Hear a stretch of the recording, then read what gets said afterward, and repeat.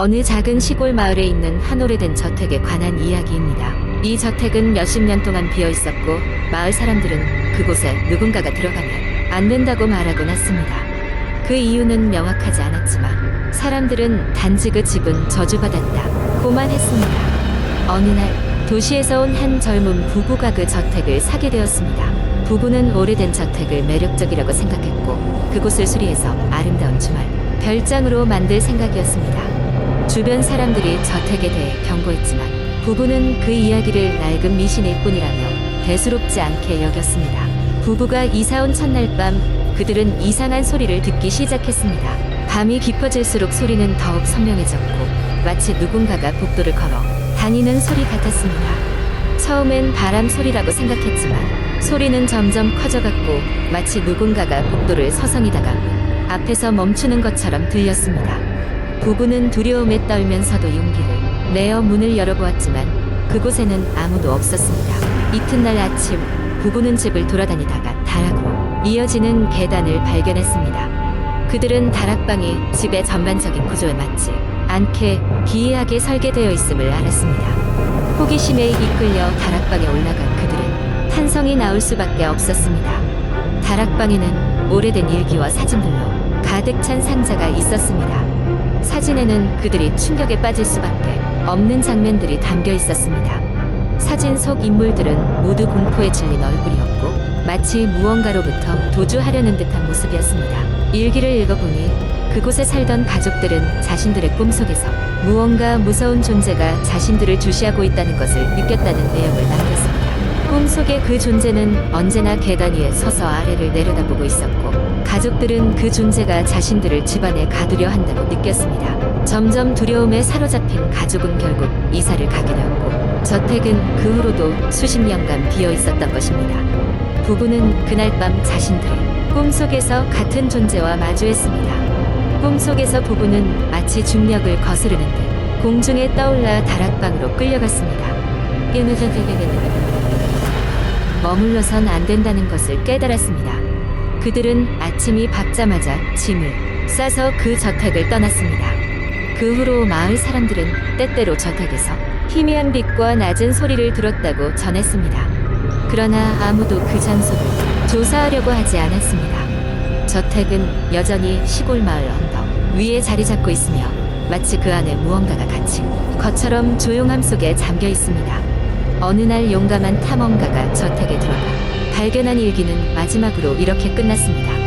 우리는 결코 혼자가 아니다. 이곳엔 우리보다 먼저 이 집의 주인이었던 그들이 있다. 두 번째 이야기. 어느 한적한 시골 마을. 이곳은 몇 세대에 걸쳐 살아온 주민들이 대부분인 작은 공동체였다.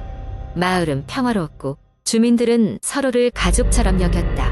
하지만 깊은 숲속에 자리 잡은 오래된 저택은 아무도 접근하지 않는 장소였다.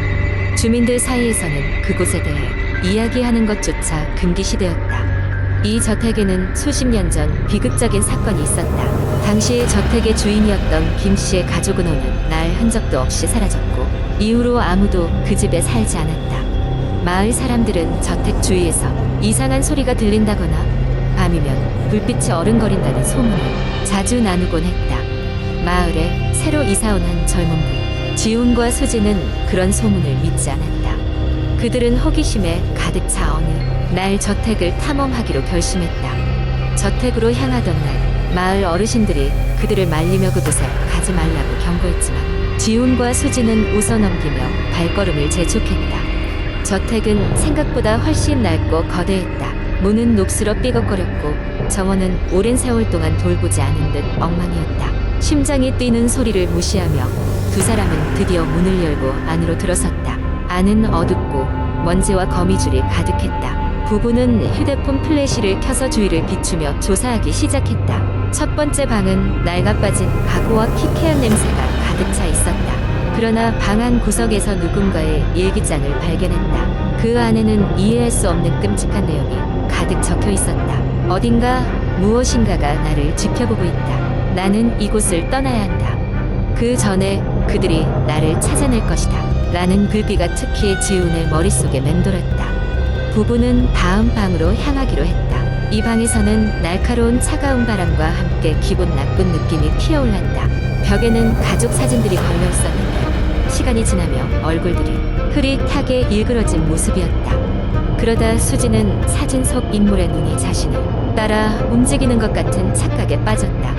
겁에 질린 수지는 지훈에게 다시 집으로 돌아가자고 했지만 지훈은 좀 더 확인하고 싶어 했다. 계단을 따라 위층으로 올라갔다. 그곳에는 더 오싹한 광경이 펼쳐졌다. 벽에는 누군가 손톱으로 긁어놓은 듯한 흔적이 있었고 바닥에는 정체 모를 붉은 얼룩이 있었다. 그 흐릿한 얼룩을 따라가던 부부는 가장 안쪽에 잠겨있는 문을 발견했다. 호기심을 억누르지 못한 지훈은 힘으로 문을 부수고 들어갔고 이내 두 사람은 깜짝 놀라 물러섰다. 그곳에는 사라졌던 김씨 가족의 사진이 있었다. 하지만 그 사진에는 분명 오늘 이 저택에 들어오기 전 보았던 지훈과 수진의 모습이 찍혀 있었다. 두 사람은 놀라 뒷걸음질치며 이내 저택에서 나가기 위해 서둘렀다. 그러나 저택을 빠져나오는 동안 알 수 없는 속삭임과 발자국 소리가 그들을 따라왔다. 부부는 그 길로 마을을 떠나기로 결심했다. 하지만 이후로도 그들의 삶에는 계속해서 이상한 일이 벌어졌다. 집안에서 물건이 사라지거나 잠에서 깨어났을 때 전혀 다른 장소에 누워있을 때가 자주 있었다. 무엇보다도 매년 그날만 되면 두 사람은 저택의 악몽에 시달렸다. 그렇게 시간이 지나 지훈과 수진도 점차 미쳐갔다. 마을 사람들은 다시는 그 저택에 대해 이야기하지 않았다. 단지 새로운 주민들에게 그곳에 가지 말라는 경고만을 남기고 있을 뿐이다. 저택은 여전히 숲속 깊이 자리 잡고 있으며 그곳엔 또 다른 호기심 많은 이가 찾아오기를 기다리고 있다. 그리고 아마도 그들의 사진 또한 그 수집품에 추가될 것이다. 세 번째 이야기 어느 작은 시골 마을에 위치한 낡은 기와집은 오랫동안 비어있어 빛이 나오는 집으로 알려져 있었습니다. 마을 사람들은 그 집 근처를 지나치기를 꺼려했고 밤이 되면 더더욱 발걸음을 떼지 않았습니다. 그러나 호기심 많은 대학생 4명은 이 집에서 하룻밤 신나는 시간을 보내기로 계획했습니다. 그들은 여름방학을 맞아 특별한 경험을 하고 싶었기 때문이었습니다. 그들은 해가 지기 전 마을로 도착했습니다. 낡은 기와집은 마을의 끝자락에 있었고 낮임에도 불구하고 어떤 음산한 기운이 감돌고 있었습니다. 창문은 깨져 있었고 문은 삐걱거리며 불안정하게 열려 있었습니다. 그들은 장난스럽게 서로를 격려하며 집으로 들어갔습니다. 집안은 먼지가 쌓여 있었고 구석구석 거미줄이 가득했으며 누군가 오래전에 살았다는 흔적은 남아있지 않았습니다. 4명의 친구는 각각 손전등을 켜고 주변을 조사하기 시작했습니다. 자정이 가까워오자 그들은 2층으로 올라가기로 결심했습니다. 2층 복도는 깜깜했고 오랜 시간 동안 누군가 지켜보는 듯한 기시감이 그들을 엄습했습니다. 그들이 발견한 방 중 하나는 의외로 깨끗했습니다. 오래된 나무 책상이 방 한가운데 놓여 있었고 그 위에는 두꺼운 일기장이 있었습니다. 호기심 많은 그들은 일기장을 열어보기로 했습니다. 첫 페이지에는 1983년 이 집에 끔찍한 일이 일어났다 라고 적혀 있었습니다. 이어서 적힌 내용을 읽자 그들의 얼굴은 점점 창백해졌습니다. 일기장에는 오래전 부부가 이 집에 살았고 남편이 이상한 병을 앓기 시작한 이야기가 담겨 있었습니다. 그는 매일 밤 악몽에 시달렸고 점차 정신이 피폐해져 갔습니다. 마지막 페이지에 적힌 날짜는 1983년 8월 23일이었고 오늘 밤 집에 그들이 다시 오고 있다라는 마지막 문구가 적혀 있었습니다. 4명의 친구는 순간 소름이 돋아 더 이상 그 집에 머물 수 없다고 생각했습니다. 급히 짐을 챙기고 밖으로 나가려던 찰나 집 전체에 강한 바람이 불기 시작하더니 문이 쾅 닫히며 집 전체가 흔들렸습니다. 그들은 비명을 지르며 겨우 문을 열고 바깥으로 뛰쳐나왔습니다. 밖으로 나왔을 때는 이미 해가 떠오르고 있었습니다. 4명은 아무 말 없이 차에 올라탔고 그 자리에서 마을을 떠났습니다. 그날 이후 마을 사람들은 그 집이 다시는 건드려지지 않았다고 말했습니다. 그리고 어떤 이는 여전히 한밤중에 그 집에서 누군가의 웃음소리가 들린다고 주장했습니다. 4번째 이야기. 어느 날 한 대학교 기숙사에 들어간 지원이라는 학생이 있었어요. 지원은 새 학기를 맞아 새로운 시작을 다짐하며 서울의 대학으로 올라가게 되었죠. 기숙사 배정도 무난히 잘 받아 작은 방에서 생활하게 되었는데 그 방은 오래된 건물의 맨 끝에 위치하며 창문 밖으로 음산한 숲이 우거져 있었어요. 기숙사 생활 첫날 밤, 지원은 짐 정리를 마치고 침대에 누워 깊고 달콤한 잠에 빠져들었습니다. 그런데 한밤중에 갑자기 깨어난 지원은 자기 방을 누군가가 돌아다니는 듯한 환청을 듣게 되었죠. 별거 아니라 생각하며 다시 잠에 들었어요.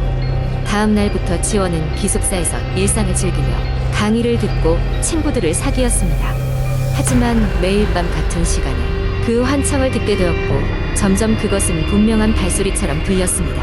어느 날은 기분 나쁜 웃음소리까지 섞여 있었죠. 두려움을 느낀 지원은 이 사실을 친구들에게 이야기했지만 아무도 믿지 않았습니다. 친구들은 그냥 신경 쓰지 말고 잘 쉬라고 조언했죠. 이후 기숙사에서 알게 된 한 선배는 지원에게 그 방에 얽힌 이야기를 들려주었습니다. 오래전 그 방에서는 한 여학생이 불행한 사고로 목숨을 잃었다고 합니다. 그녀는 스트레스를 받으며 외로움을 이기지 못해 극단적인 선택을 했죠. 그녀의 죽음 이후로 그 방은 빈 방이었지만 기숙사의 방이 부족해져 다시 사용하게 되었다는 이야기였습니다. 이 이야기를 듣고 지원은 두려움을 느꼈습니다. 하지만 기숙사를 벗어날 수 없어 매일 밤을 고통 속에서 보내야 했죠. 그러다 어느 날 밤 지원은 호기심이 생겼습니다. 두려움에 떨며 살 수는 없다는 생각이 들었죠. 그래서 핸드폰 손전등을 켜고 방을 조사하기 시작했습니다. 발소리가 멈추던 곳을 살펴보던 지원은 벽의 한 부분이 색이 미묘하게 다르다는 것을 발견했습니다. 이상하게 여긴 지원은 그곳을 두드리자 텅 빈 소리가 났죠. 뭔가 숨겨져 있을 것 같아 주변의 작은 공구를 이용해 벽을 조심스럽게 부셔냈습니다. 그리고 그곳에 작은 공간과 낡은 일기장이 있었습니다. 일기장엔 그녀가 생전에 썼던 일기들이 상세히 적혀 있었습니다. 외로움과 압박, 기대에 눌려가는 과정들이 담겨 있었죠. 지원은 그 일기장을 읽으며 큰 슬픔을 느꼈고 그녀의 힘든 과정을 이해하게 되었습니다. 그 후로 발소리는 더 이상 들리지 않았습니다. 마치 그녀가 자신의 이야기를 누군가에게 전하게 되어 명예롭게 떠난 것처럼 말이죠. 지원은 사건 이후에도 친구들을 위해 작은 추모제를 열며 그녀를 기억했습니다. 이야기를 듣는 사람마다 그녀의 억울한 죽음을 애도하며 다시는 그런 비극이 일어나지 않기를 바랐습니다.